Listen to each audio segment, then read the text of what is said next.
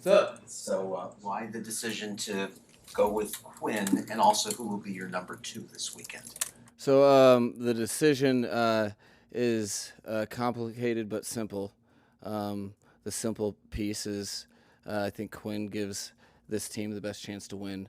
Our focus is obviously to win the next three games, but in particular, like I tell the players, we are focused on beating the Bengals, so that was the motivation. Um, uh, Zach will be backing him up, and Tua will be the emergency third. And what was the thinking in having Tua be the third as opposed to the backup? I think it was the best for all parties involved: Quinn, Zach, and Tua. Mike, what was the reaction from actually all three quarterbacks individually? If you could break it down. I think uh, all three quarterbacks, built through the relationship that you build together day in day out. I think they understood that my intent and my motivation is concretely to do the best thing for the team. That being said, obviously, uh, Quinn's conversation was different than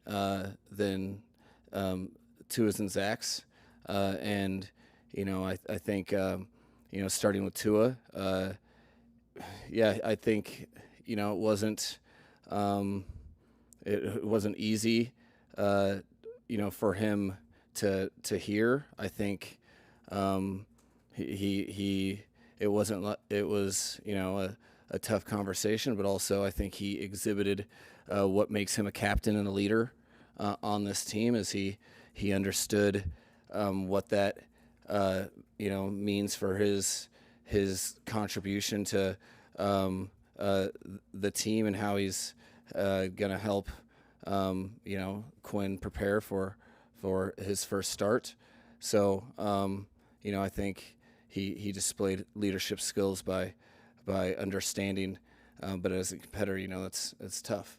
Then Zach, I think it was I think he as a competitor was very disappointed. And again, you took the time to talk through the various reasons that ultimately I just flat out, as easy as, I think Quinn, his disposition, understanding that it's uncharted territory as a rookie starting, but his relationship with his teammates, and the motivation is, I think our team with him starting at the quarterback position gives us the best opportunity to beat the Bengals. So tough conversations, tough, these aren't easy decisions that I take lightly, but one of the things is that I understand exactly what my role is as the head coach. The point is to make the hard decisions, and I never deviate from doing what's best for the collective and the organization, because that's what everyone's depending on me to do. Quinn, if I could just follow one last thing. Quinn, was he excited or was he reserved? And he's so. I would say Quinn has a natural disposition of confidence, not cockiness, but confidence. And I think if you saw his face on draft day, he's a competitor that believes in himself, and I think he was geeked. He was very excited for the opportunity, but also very understanding of what that means. And he left my office and went to work. Having Quinn leapfrog Zach, was there an element to wanting to see the rookie in game when there is a body of work for Zach in this league? I think I don't trivialize, seasons, games. This 2025 team needed me to make the decision solely for what gives us the best chance to win. that includes all players. You know, I understand the pros and cons of, you know, all the different formats of the way I could play this out, but you know, I need convicted quarterback play. This team needs convicted quarterback play. I thought Quinn gave us the best chance to do that, and that's why I did it. Did owner Stephen Ross have input on the decision?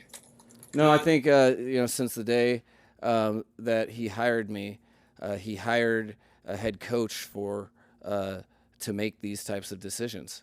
I think he, you know, as he got to where he is in business to hire experts for things. I think he's super competitive, and he, you know, is very interested in the preparation, and then after the outcome, you know, the whys and what fors. But you know, I think he's very tactful and not trying to, you know, sway me, because he wants me to do the right thing for the right reasons, not pretending to know the ins and outs of the daily activity that, you know, we spend our lives doing. Why did you decide to make this decision at this point in the season? Was there any consideration given to putting Quinn in earlier, or did, you know, this have anything to do with being eliminated from the playoffs on Monday? So I don't coach with pessimistic forecasts. I coach to try to reach people. I believe in the players that are on the team, and you know, my job is to react and respond to situations, and when I have the conviction that a change needs to be made, I need to take action and not trivialize any game. You know, these are players with a finite career. There's games to be played in front of fans that paid to see them, and you have to do what's right when the time is right. So I wasn't pretending to see this coming, nor was I pushing against it.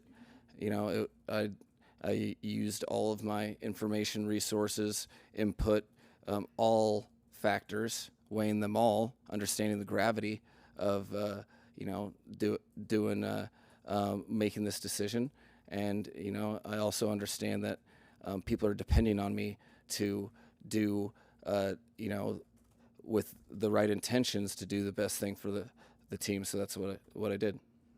Full circle moment with, you know, you making that call from day one of your coaching career with the Dolphins to pushing for that extension for Tua, and now are you disappointed that it ends like this in a benching moment for him? Is there a chance that things could be reversed coming, you know, during the off season, because there's still that year contracts that he just signed with all that money on the line as well? So you know, out of principle, I try with all the integrity that I can possibly conjure up to do and think and be about the 2025 Dolphins. Like, I don't minimize any of that. And for the way my brain works is I'm not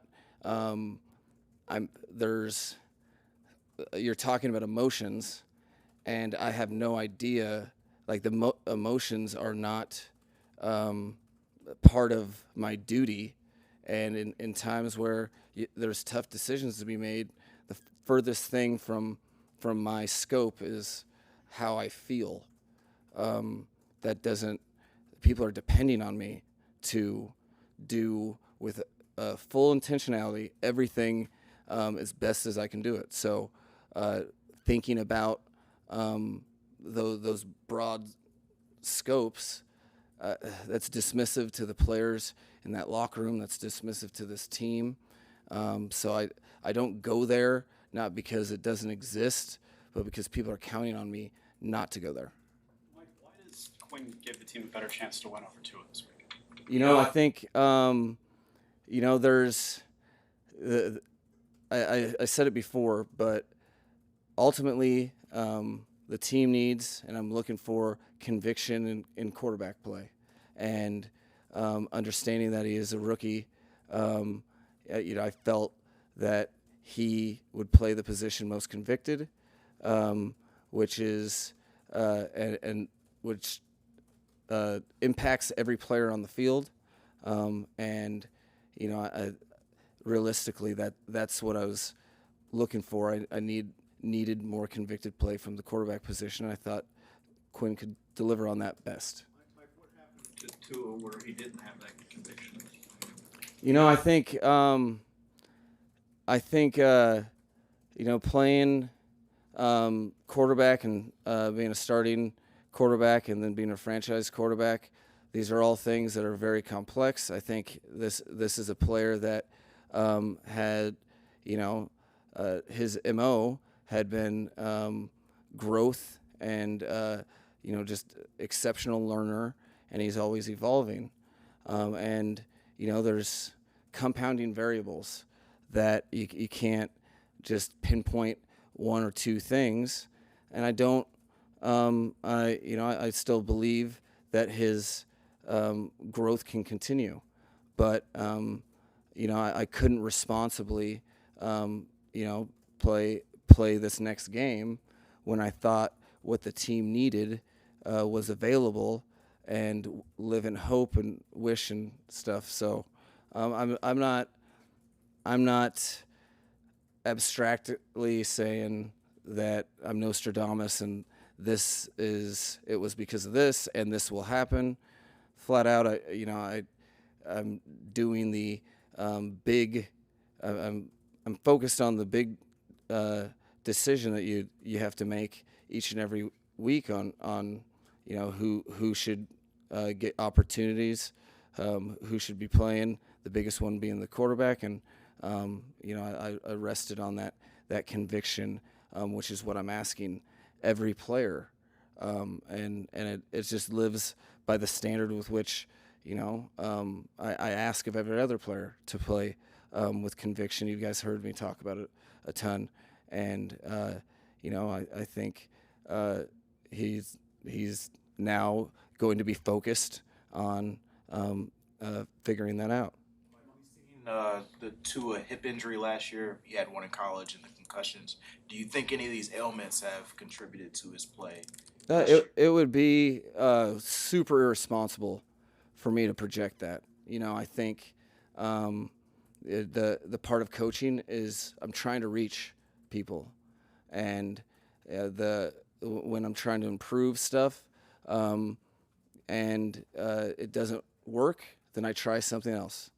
I don't, you know, correlation causation, you know, that's, I think would be irresponsible for me to pinpoint.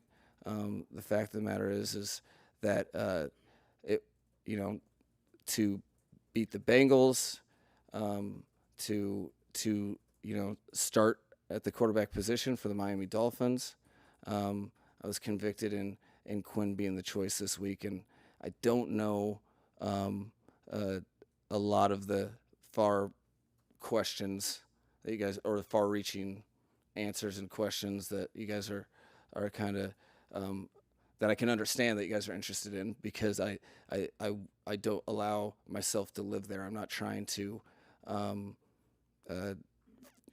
I've been trying to coach and trying to improve, and when things you know, aren't to the standard, I have to change it. Just to keep morale up with 3 weeks left of the season, your starting quarterback got benched, and you guys are eliminated from the playoffs. I would say the same way that we kept morale up when we were 1-6 or 2-7. I think we weren't chasing anything. We're a team of players that are invested in each other, and the journey of going through things and then coming together and playing an opponent and trying to win. We weren't talking about whether or not we were in the playoffs after we lost to Cleveland. We were focused on the same things that we're focused on today, which is playing convicted football and coming together as a group.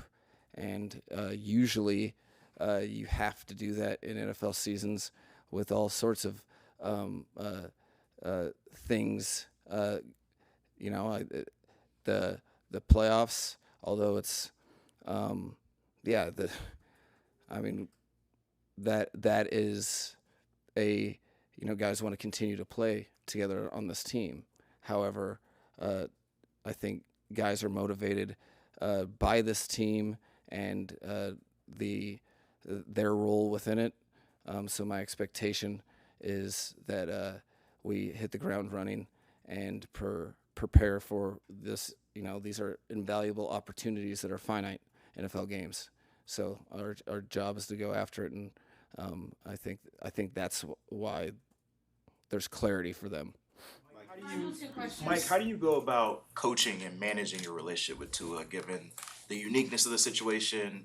He's tied money into 26, and then obviously all that you've done to build him to where he is now. Well, again, it comes back to real relationships are built on trust, are built, and you know, the conversations explicitly with the guys that, you know, I knew the news wasn't going to be, you know, exactly the best thing they'd want to hear, but you know, they know my intent, and right, wrong, or indifferent, my intent is to do what the team needs me to do. So within that, you grow through hard times. It's as awkward as you want to make it, and you know, I think each and every one of them understands what their job is to do this week, and beyond that, you know, I think our relationships are earned, created, and that's what the point is, to go through hard times and be able to understand there's a difference in intent and action. The Judon move, was that, just if we can get one question on a different topic, was that The Bengals? Yeah, No. that's it. Was that about letting him go to a team in contention as a veteran here at the end? I thought, you know, it's in the same vein of, you know, the best thing for the team to beat the Bengals. One of those things was I didn't, as I saw a couple other players contributing and the forecast of him being inactive, I didn't think it was the best in our interest nor his to be an inactive viewer. Thank you guys. All right. Thank you.